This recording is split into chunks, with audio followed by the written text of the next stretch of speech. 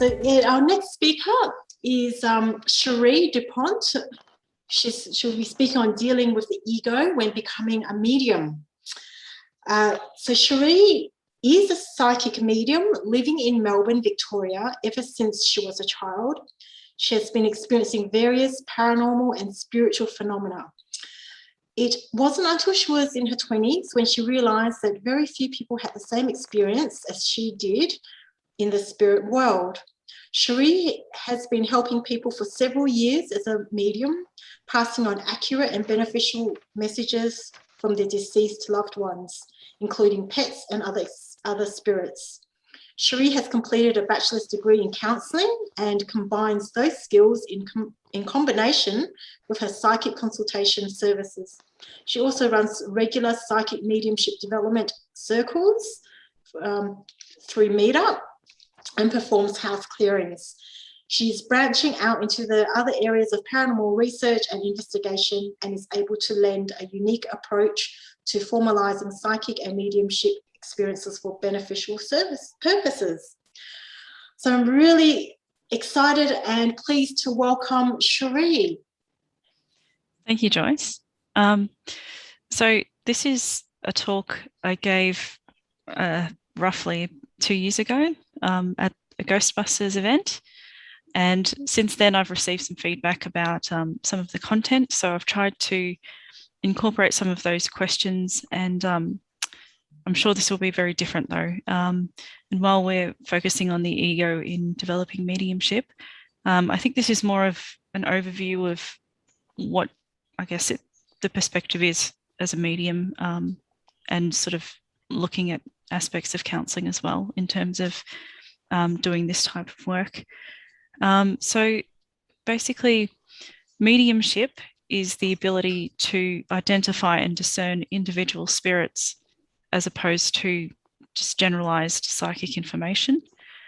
And so what I see is that there's a bit of a spectrum from certain terms that are used in this field. So a lot of people describe themselves as empaths or as psychics, but from the very sort of bottom end of that spectrum, people start off as basically just being sensitive, and then empathic, and then psychic, and then are mediums.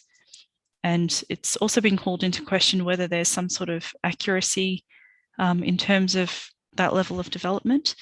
And accuracy is something that can be measured across the board in all of those aspects. So also, I forgot to mention with this talk, I'm very happy for anyone to ask questions as I make my way through, and I can cover off anything that comes to mind for people. So also, what I found is since I've been exploring actively using psychic and mediumship abilities, there seems to be a lot of rejection of mainstream religion. But basically the crux of everything all points to a source energy that we call divine. And so we all connect in with that energy. That's where we all come from when we incarnate. And mainstream religions can be a great stepping stone for understanding that hierarchy and finding a way of practicing connection with divine energies, even angels and higher beings. So it's very important that if you do begin working as a medium, that's not forgotten. There can be a lot of very useful tools in mainstream religions that can help bridge that divide between divine energy and the work that we do. So the medium's perspective is basically from the divine hierarchy. There is stepping down of energies as such in the types of beings that we encounter. So closest to divine energy are angels and archangels and different types of angels. And then further down, we'll find spirit guides, and then our team of guides, and then loved ones who have crossed over seem to be on a lower type of energy level to the higher beings that we connect with. And then it sort of continues to step down. So there are sort of more jaded or, more negative earthbound spirits, and then darker energies and entities as you progress further. So in doing readings, I'll often connect with whoever steps forward for a client. I do try to ask it. It depends on the question, really, of what the person has come to see me for. I've heard of other mediums, and this came up in the original talk that I gave at the Ghostbusters conference. Another medium mentioned that they just focus on one type of spirit when they're giving a talk, when they're giving a reading, sorry. But I just allow whoever is there to come through. So often I'll have guides, possibly angels, loved ones in spirit that I verify and bring through messages that way. So usually, depending on the question a client comes to me for, there'll be different opinions or perspectives of advice or wisdom that comes through from these spirits for the person I'm giving this information to. So I'll just check to see if that was a question. No? Okay. So obviously this has implications on 3D reality. And so when a lot of people don't accept this worldview, it may be because of religions and mainstream understandings of how the world works. But I find most people aren't open to the idea that, or aren't comfortable with the idea that we're surrounded by spirits. It's very scary for a lot of people. I think partially because of how it's been horrified in movies and on TV. So sometimes I have to be very careful about who I actually let know that I'm psychic and do mediumship work with. And a lot of people I speak with find the same thing. So because of this idea of firstly God existing and then angels and things of that nature in a sort of separate reality or different vibration of energy, it really unsettles a lot of people. And so it does take a bit of shifting mentally and emotionally to come to a place where that is able to be accepted. And obviously, as a medium, ideally, we want to be verifying everything that we're connecting with, especially people who have lived and have crossed over around someone. So describing clothing, hairstyles, hair color, physical features, character. You can get a sense of character when you connect with spirits, the way they stood, things they liked. They'll show you the house that they lived in. I'll show you their gardens or other hobbies. And all of this is connected through, it's connected through our heart. So that's another challenging aspect of the worldview of a medium.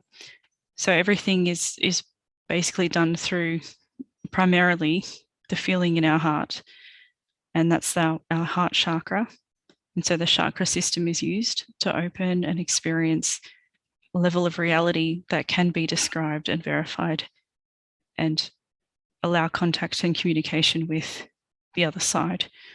And so when I say to some people, all of that connection is done through your heart, because of possibly trauma or their life experience or where they've developed at or to personally, sometimes it's difficult for someone to be able to accept that and actually connect in with that heart energy. So divine energy is the highest type of energy that there is, and that is all on the vibration of love. That emotion of love, not romantic love or superficial love or anything like that.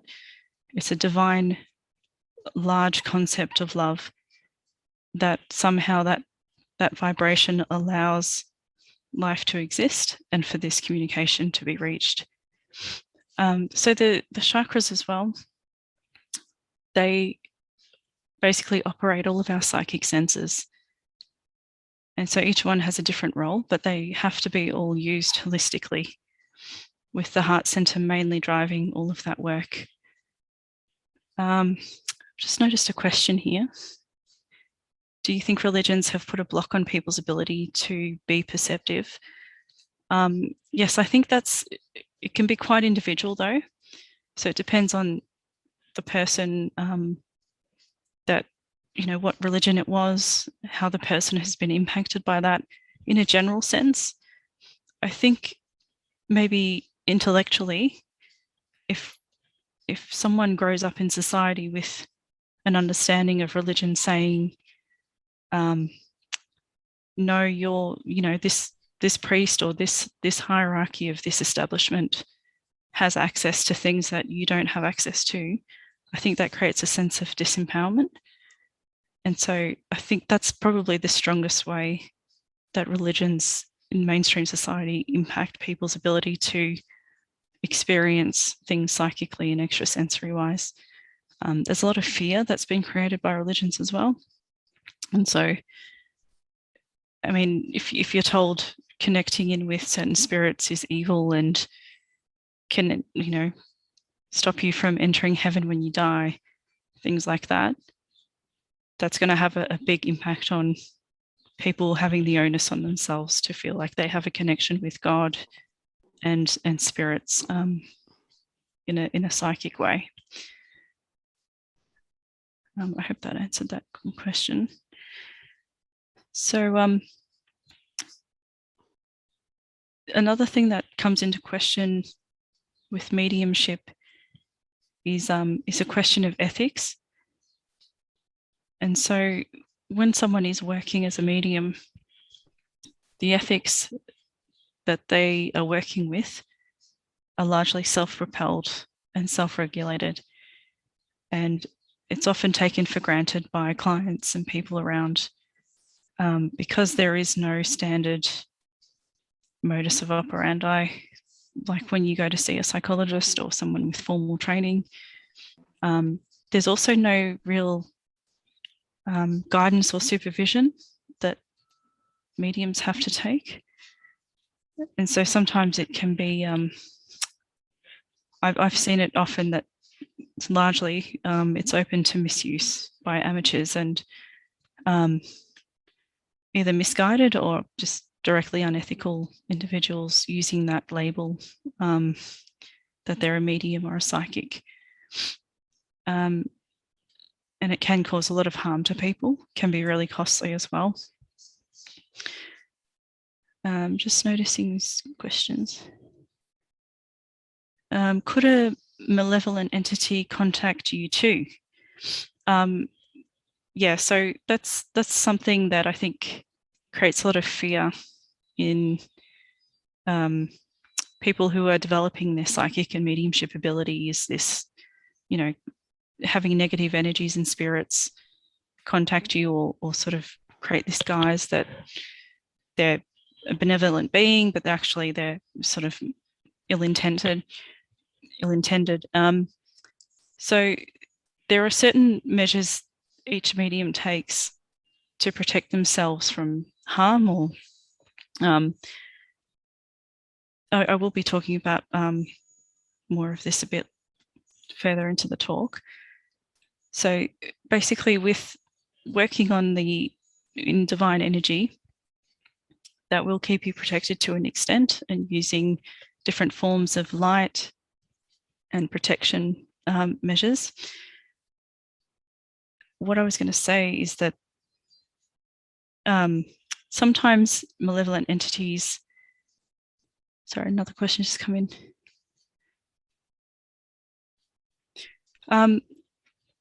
So sometimes malevolent entities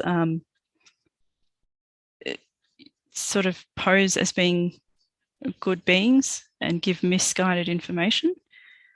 But that's where, I guess, personal development comes in. So each medium and everyone working as a psychic basically should continue working on their personal development, in particular the ego, because these dark entities usually use the ego as a way of accessing a medium and sort of encouraging them to do negative things, or using them for various ends.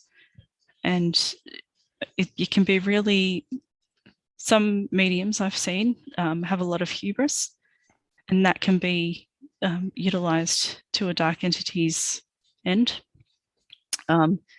So it just depends on the situation. With the personal development that I'm talking about, that can really allow a clearing to take place, or some kind of acknowledgement that something's not right with a particular spirit a medium might be working with, to clear that away.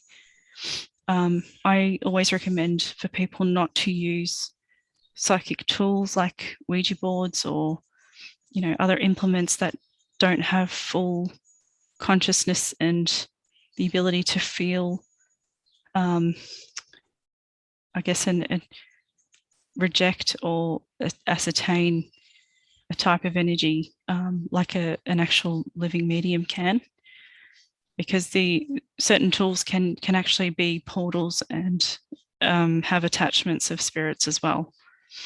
And spirit attachments are quite common. So I remember a couple of years ago, it's longer than that, maybe about 4 years ago, I had a really bad energy attachment from a meditation practice that I performed in a group that was directed to us to perform. And I had some experiences of hearing a voice in my room. I was incredibly drained. I was not myself. My personality had changed. And it took the entire energy of this group, all of whom were able to do mediumship to some degree, to release this spirit from my energy field. And in that session, I was feeling anxiety and all kinds of unpleasant feelings running through my chakras as we were holding hands and sending this spirit to the light.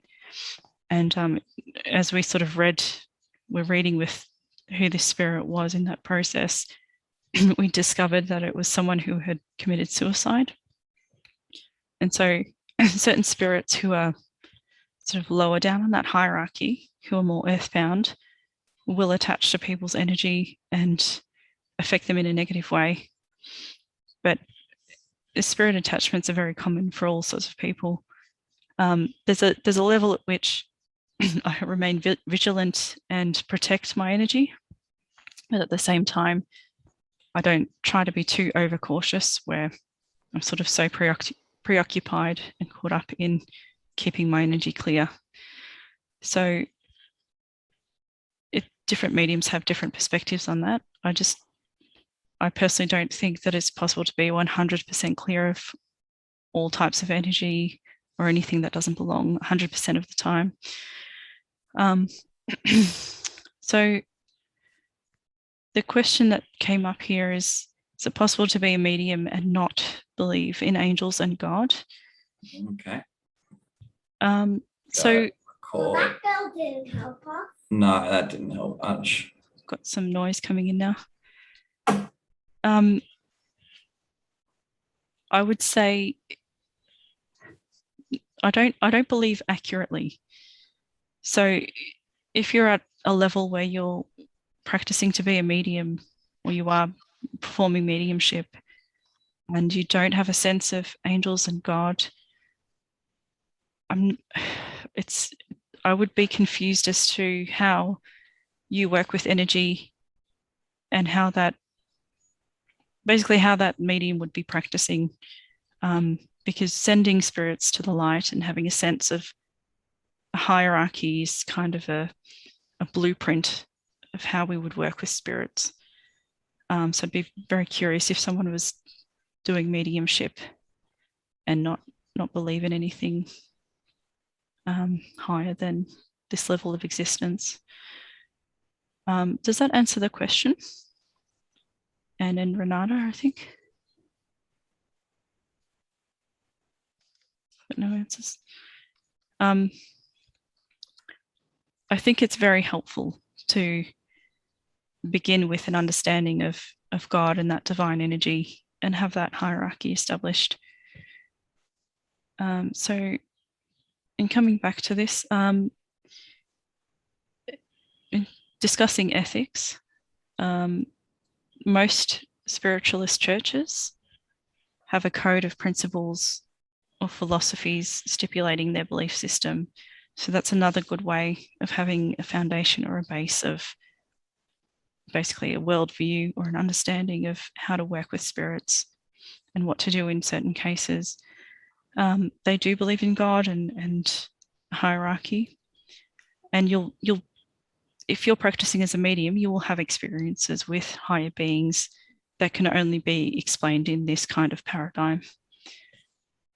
So ethics from a counselling perspective, there's a lot of literature academically and studies in psychology that give over ways of being able to work with someone therapeutically.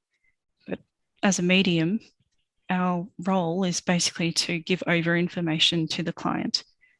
And so that often doesn't allow the client a way of processing much of what's being received. So everything needs to be given kind of context, and there needs to be a lot of interaction with the client to understand where they're coming from and what they want to find out. So it is very different to having a client working through questions and answers and realizing things themselves.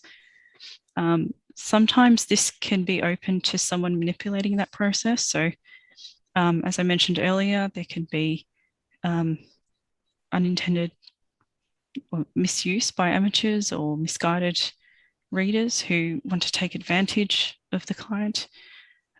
So it's some readers too can be quite authoritative, and so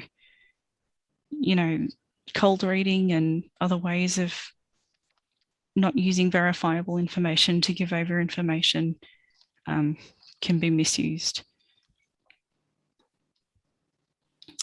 In terms of the ego, most people have a very basic understanding of what the ego is. Sorry, got a few questions that have come through.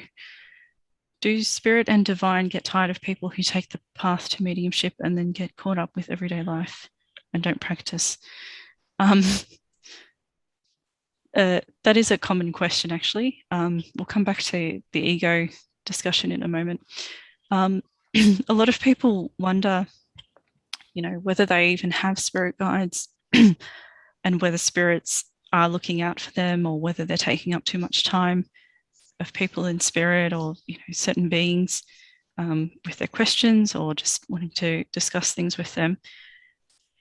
And when you're working with evolved high beings, they are ever present and ever loving, and they are omnipresent. So there's no real question about, are they willing enough to spend time with me?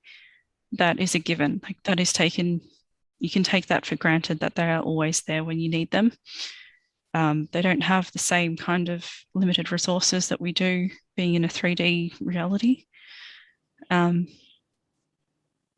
There is personal work to be done when you are a medium, to be able to come to a place where you're able to accept that you are surrounded by spirits who are really loving and that are looking out for us. There's a lot of human psychology that stops us from being able to accept concepts like that, whether it's from childhood or just mainstream society, trauma possibly. The path towards mediumship is a very worthwhile path to take, because it does teach you that love is at the crux of everything that we do, and we are made of love, and that we have endless, limitless support in spirit. So there's just another question here too. Someone said at times I can hear spirit. Yeah, so that would be spontaneous clairaudience. There are different ways of perceiving psychic information through the psychic senses. There are 5 main clair senses that are mentioned, which is hearing, clairaudience, clairvoyance. You can smell spirit, you can taste spirit. All of the senses that we have physically have a sense spiritually and psychically. And our brain is able to perceive all of that without us physically having that sense there. All of that can be exercised with chakra work and guided meditations where all of those faculties are used to receive information spiritually and from in a psychic sense. So coming back to the ego, there's basically a way that I have come to perceive the ego as being in three states. So there can be a very passive state, a very neutral state, or a very overactive, sort of overcompensatory state. And when we're doing any work with spirit, it needs to be in a very balanced, or as people say, your ego needs to be dropped. It needs to come to a place where it's able to step back and allow the senses to be the main way of perceiving the world and energies. The ego is just our sense of self. And so if that sense of ego is at the forefront, judging or feeling threatened or upset about anything, or because it is our way of protecting ourselves and staying safe, it will create blocks or misperceive sensory information and energy. So I'll just see, is that, there's a question that's come through. I accept and respect the spirit realm. Does a human being that has passed into spirit become extinct in spirit world once reborn back into the earth, or continue in spirit? That's a good question.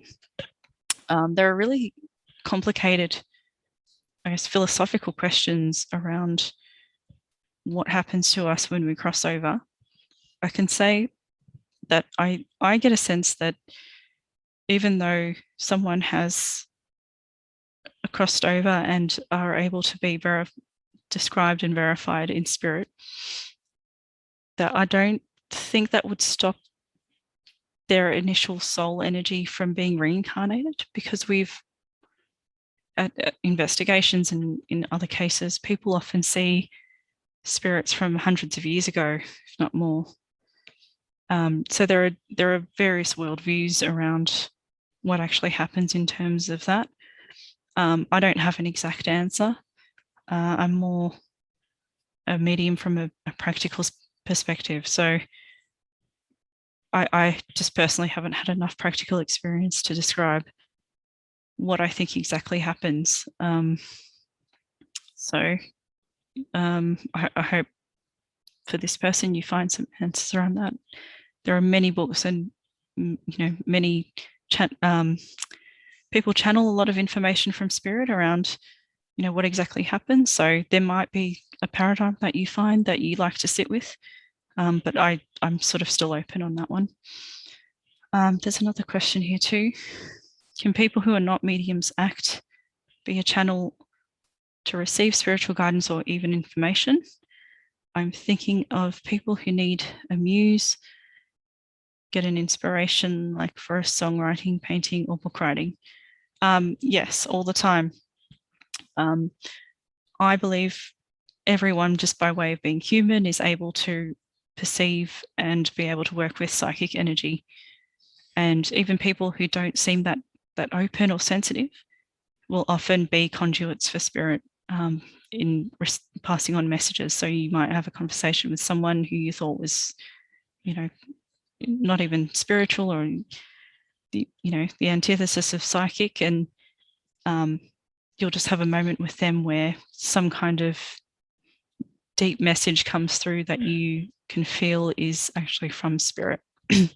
As I mentioned, we all have spirit guides. We all have, past lives, and we're all spiritual beings. So yes, we all have moments where Joyce mentioned earlier, where we can be in the flow and we can be connected with spirit, and that comes through us in various ways. Sorry, Marie asked about possession. Joyce, it hasn't come up online. Can you read me the question? Yeah, she just asked, does possession happen? Yeah, okay. Yes, it can, and it does. What I've come to realize or learn is that usually possession happens when someone is not in their full capacity. Their ego is not in a strong enough state. So it happens a lot when someone is sleeping, or just about to wake up, or if their energies, they might be in a very traumatized, fragile state, or they may be addicted to drugs, or there's some sort of mental sort of issue that's going on. It could even just be, a certain way someone has begun holding their own energy, where possessions sort of creep in and then begin taking hold. I think it's very rare for someone to be possessed for an extended period of time. When I've heard about it from people and clients, it's more been that the possession comes and goes. So the spirit is sort of taking advantage of them as much as they can. But I don't think it's a very common thing at all. Does that sort of clarify that? I hope that clears up that question.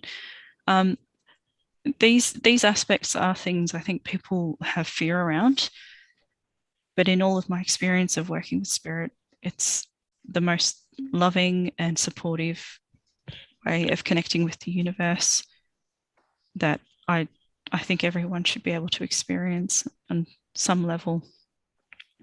So yes, there are sort of confusing or kind of unpleasant things that can happen sometimes, but I think that's why it's important to take a very solid, grounded way of developing this ability from the very beginning, so that you sort of don't become misguided and open or susceptible to unpleasantness and negativity.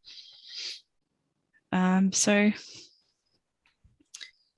the ego is also something, if you begin meditating, you're able to step away from a sense of your own ego and become more of an observer.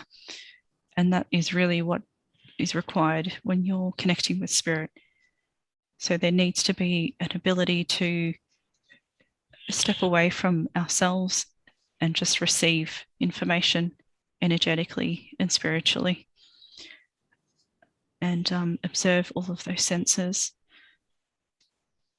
It's really important too, when giving a reading to someone, that you describe only what you're receiving, because many times I've been tripped up myself on seeing a certain thing and then drawing conclusions logically about, if I'm seeing a man in overalls and, short hair and he's quite large, or, his demeanor and everything, logically in my mind, I might say he seems like a mechanic, when really he's not a mechanic. He works on a farm, or, somewhere else where they have overalls.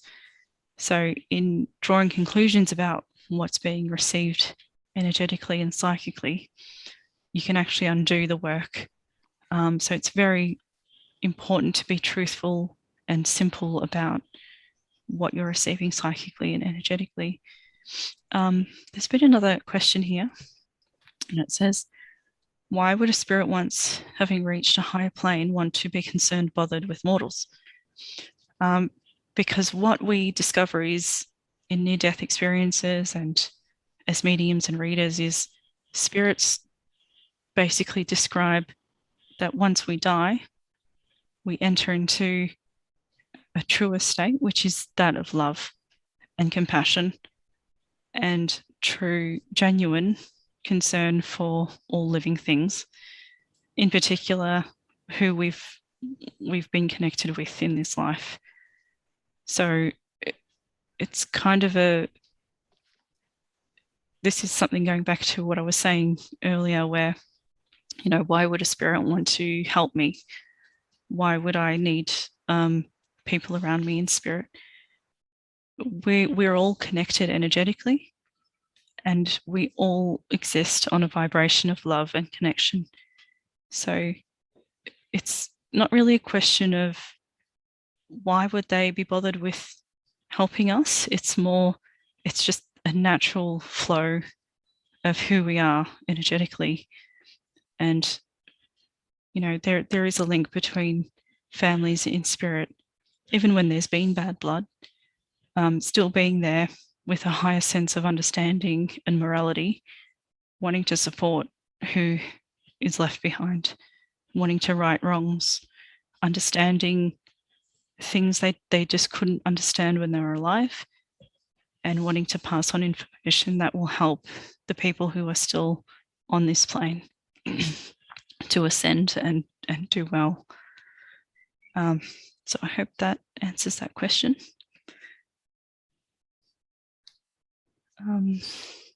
Apologize for my throat if it sounds like I'm struggling a little bit.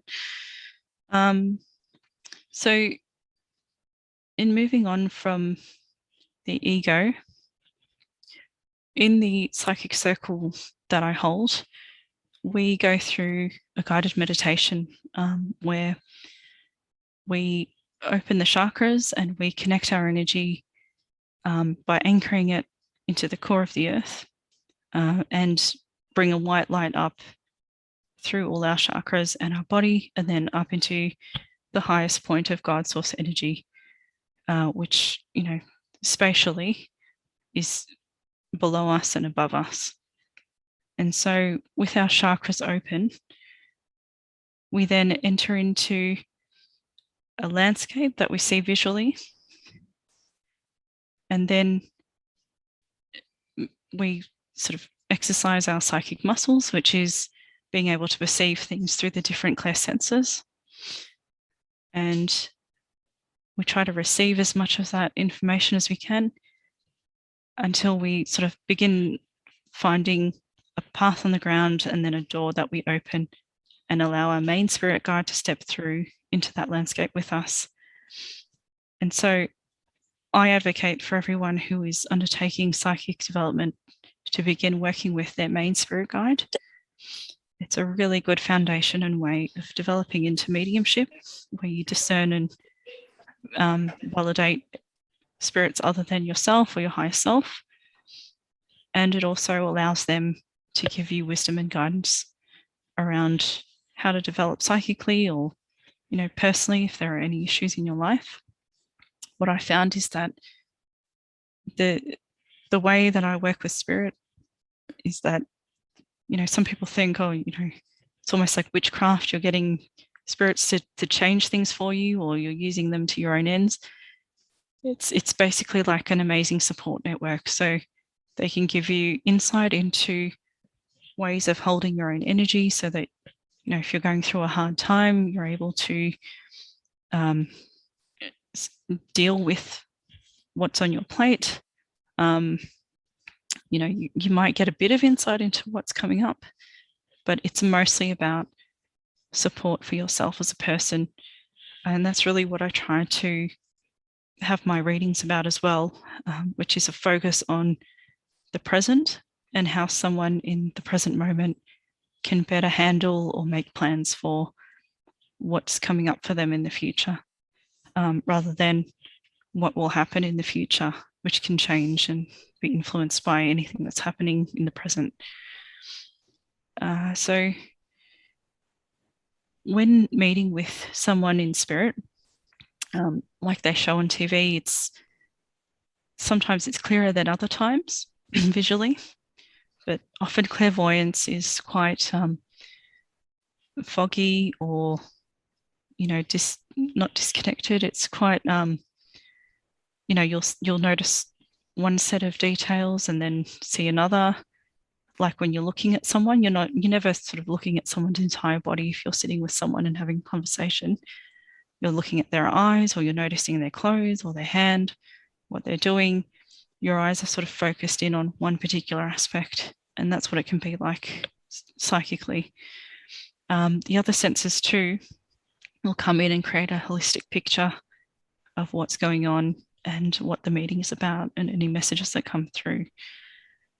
So what I've noticed is that there are common things that happen in the meditation, especially for people when they've done this the first time. Often when it's the first time they're meeting with their main guide, it will be really emotional, and they'll be really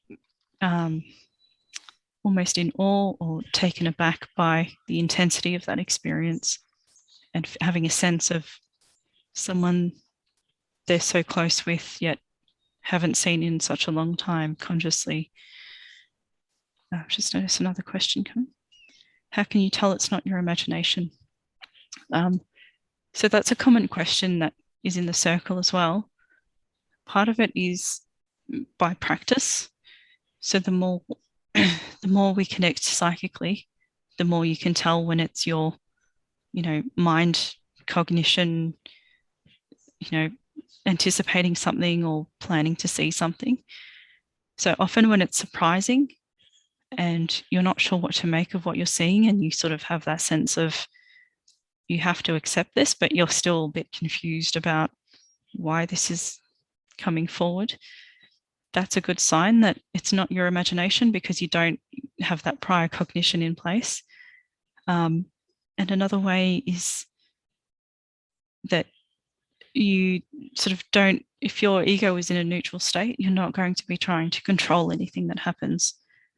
To a point, yes, you have sort of the basic outline of the plan of this meditation and what we're doing, but everything else is sort of just being received rather than generated by yourself. So that sense of you're receiving this information, not, forcing things to happen or expecting things to happen a certain way, that's a good sign that it's not your imagination. Another thing is sometimes if something is too clear and direct, and you don't have that fogginess or sort of that difficulty in trying to see something as clearly as you would with your imagination, that's actually a good sign that it's something being received clairvoyantly. But basically just practice will show you over time the way that you receive psychic information as opposed to imagining something yourself. I hope that's clear. So meeting with the spirit guide too is different to doing mediumship with, say, loved ones who have crossed over. There are different types of energy vibration. So there's a higher type of vibration that's involved with communicating with angels and spirit guides. Vibration is basically the feeling of love that we all carry in our own life force energy. So if there's a very dark, negative spirit, to say at a location on an investigation that I've come across, they can often have very negative feelings. So you can feel very sort of quite depressed and hopeless or trapped, or sometimes you even get a sense of what they died from. Whereas if you connect with an angel or something of a very high level energy, then you feel energized and you feel, enthusiasm and love and confidence and just acceptance. So this vibration that we carry in ourselves, it is something to develop as a medium to be able to connect with spirits as well. Some people describe that vibration is something that's sort of like a physical state. So cutting out meat or processed foods and things like that, all of that can have an impact on vibration, but it's basically how brightly our own light shines. And so when you're able to increase your vibration, and all the things that go with that increase as well, like energy, the ability to feel love, the capacity to care for others and have empathy, all of that allows your energy and your aura to shine more brightly, and therefore be able to connect more clearly and accurately with beings in spirit. So I've just got 10-minute warning from Joyce. I'll just check my last notes. So if there's anything else I want to add from my notes, it's that some people are predisposed to be more psychic than others. It seems to be a genetic, there's some kind of genetic component, but I do believe everyone is able to open up to that sensory field in one way or another. I would say too that a question that's come in is it difficult for online groups and Circle because of lockdown? Does it work the same? And what's it like having to work remotely? And what we found is that in Circle, it is still quite strong, having the group energy and all of our guides with us. It is a little bit different though. So especially when someone's learning mediumship, it is easier in person, I think, because we are more able to work as batteries for each other with our energy, with our physical energy in the same space. But it doesn't impact the overall experience and ability to read. So Joyce, did you want me to open this up to further questions? Maybe we have time for a couple of questions, and then after our last speaker, people can come back and ask for more questions. So maybe a couple more questions if anybody wants to ask. Mm-hmm. Yes, Cherie, can spirits have a good time with us in group sittings? Yes, yes, they absolutely do. And even if you're just having a coffee with someone, they're all networking, they're all of our guides are networking with each other and talking about, our plans and goals, and all kinds of things happen in spirit. Often when I connect in with my guide, I see him writing letters. I've often got a sense he's a bit of an ambassador in spirit. So yes, they absolutely do. And can you recommend any circles to join? There is the circle that I'm running. That is at the moment every week. I'm thinking of changing it back to a Wednesday, but it's currently on a Friday night. I'm sure Joyce can send you the information, or it's here somewhere. Yes. Our meetup groups. So the meetup group is Psychic Circles. Yep. I can send a link. Yep. Yeah. There are also groups at the spiritualist churches as well. So you'll have to sort of maybe have a look around and see what might be suitable. Some of them require you to undertake some studying before they'll let you participate in a group. But it's really what you're guided towards if you want to develop that. So is the future set, especially the big stuff? I've heard we come in with set life plans. Is this true? Yes, in my understanding, there are some key milestones we're set to complete and achieve when we incarnate, but everything around that is not solid. And so I see it as more of a likely timeline that's going to happen for someone, especially if they come to me with questions like, are they going to travel in the next 2 years or something like that? There's a lot of stuff that is really not set for us. Even our life path, that could change in terms of years, depending on our choices and what path we choose to go down, and the influence of other people around us. So it is really sort of up in the air at the end of the day. There's another question here. I wonder if working virtually enhances spiritual resonance. The physical element is transcended. I don't feel like it's more powerful remotely. I feel like if anything, there are more studies showing that even paranormal activity of, ghost anomalous activity is influenced by the energy of someone in the room. So I think physically there's some kind of energy that we share that boosts psychic ability, in particular mediumship. There's another question here. Can a training studying to be a medium help you lose track of harmony with people? I find it very difficult to trust enough people.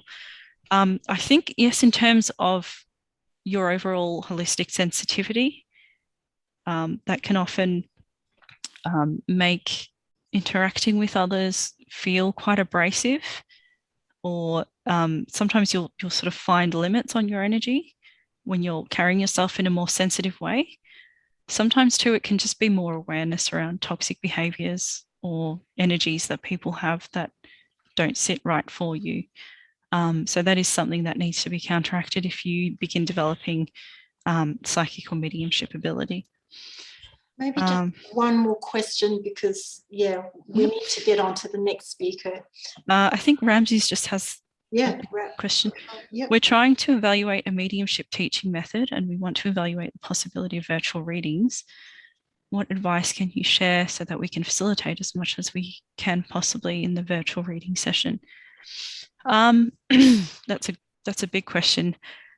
What I found is it really needs to be a client's own ability to connect in with their loved ones in spirit to begin with, and their team of guides.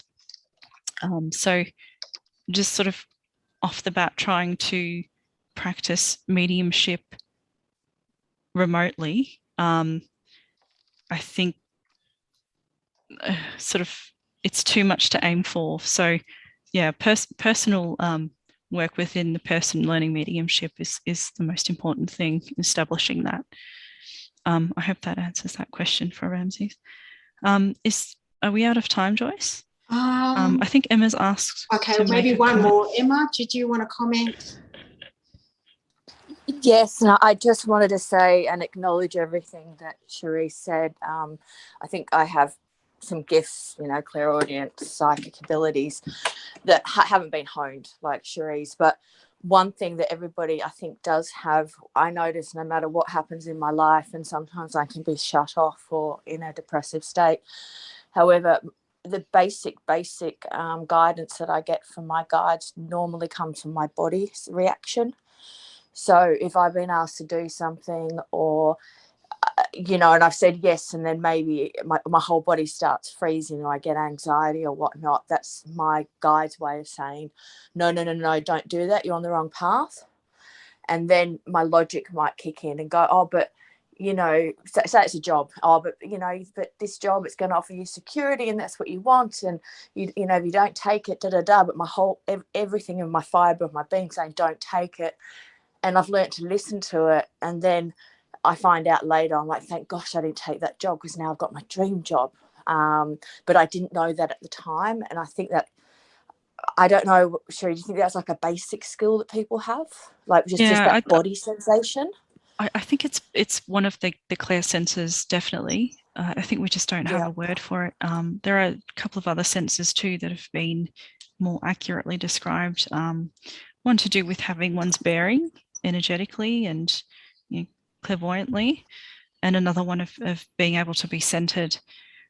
So as people begin, studying this more, I think we'll have better ways of clarifying these exact senses and ways that comes through to us in a practical sense. Yeah. Thanks, Emma. Thank you so much, Cherie. Yeah. That's okay, Joyce. Thank you. Yeah, I hope this will encourage and inspire people to get more in touch with their, the spirit world, which is all around us. And Cherie does very regular online mediumship courses and called psychic circles. If you had heard of meetup.com and search for psychic circles, I'm pretty sure I've put your link into my website, Cherie. So if you go into my website, salubriousevents.com, and look down at her profile. Or I've got her link there. But if I remember, I'll send everyone a link again. So thank you so much, Cherie. That was really interesting. Thank you. Yeah. Thank you.